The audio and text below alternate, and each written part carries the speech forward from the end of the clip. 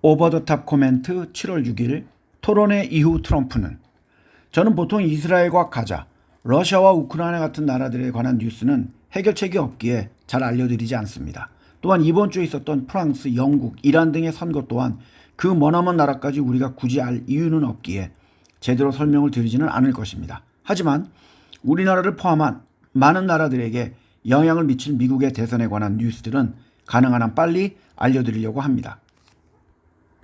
일단 치매라든지 나이가 너무 많아 민주당조차도 믿지 못하는 바이든에 대한 이야기는 다음 편에 말씀을 드리고 이번은 트럼프에 관한 내용부터 말씀을 드리겠습니다. 지난주 첫 토론에서는 많은 사람들이 트럼프가 유리했고 만약 선거가 지금 있었다면 트럼프가 이겼을 것이라고 이야기합니다.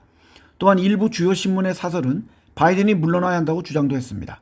심지어 뉴욕타임스는 바이든 대통령은 조국을 위해 경쟁에서 물러나야 한다는 헤드라인을 썼습니다.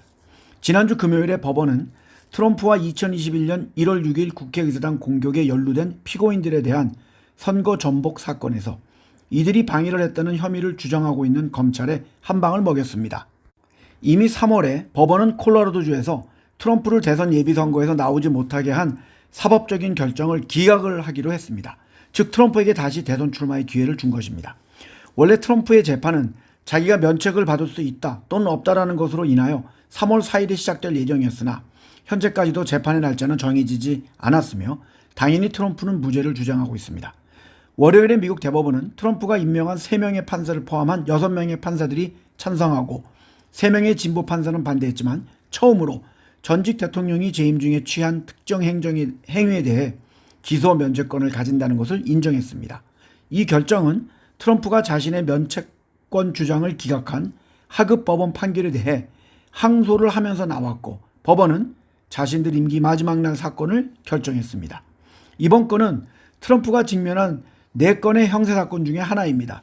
또한 이 6명의 대법관 덕분에 계류 중인 기소 3건이 모두 11월 선거 이후로 연기가 될 수 있었고 그의 유일한 형사유죄 판결까지도 뒤집힐 가능성이 있습니다.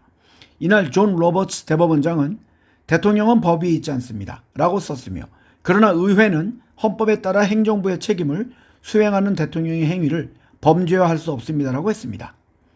78세에 결코 나이가 적지 않은 트럼프는 형사 기소를 받은 최초의 전직 미국 대통령이자 범죄로 유죄 판결을 받은 최초의 전직 대통령입니다. 월요일의 결정은 트럼프가 2020년 선거에서의 패배를 뒤집으려고 했던 시도와 관련한 형사 고발로부터 자신을 보호하려는 시도를 기각한 사법적 결정을 다시 기각을 한 것입니다. 이 판결은 미국이 건국된 18세기 이래 처음으로 대법원이 전직 대통령은 어떠한 경우에도 형사 고발로부터 보호받을 수 있다고 선언한 것입니다. 트럼프가 대통령이 된다면 기소를 강제로 종식을 시키거나 영방범죄에 대해 잠재적으로 사면을 시도할 것으로 보입니다. 또한 만약 트럼프가 대통령이 된다면 달러의 강세와 채권의 수익률의 증가를 예측할 수 있고 업계에서는 어떠한 상품에 투자를 해야 될지를 많이 이야기를 하고 있습니다.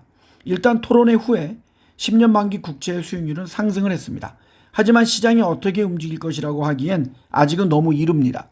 따라서 향후에 좀 더 구체적으로 알려드리겠습니다. 또한 트럼프는 2분기에 3억 3,100만 달러, 4,576억 750만 원 정도의 자금을 조달한 후 이제는 바이든보다 많은 자금을 모금했습니다. 또한 뉴욕에 있었던 포르노 여자 배우의 입막음 사건에 대한 트럼프의 선고는 법원이 대통령 면책특권에 관한 대법원의 판결을 재검토할 수 있도록 9월 18일까지 2달 연기될 예정입니다. 여러모로 트럼프한테는 유리한 상황이 진행되는 것이 보입니다. 향후에도 중요한 일들이 발생하면 알려드리겠습니다.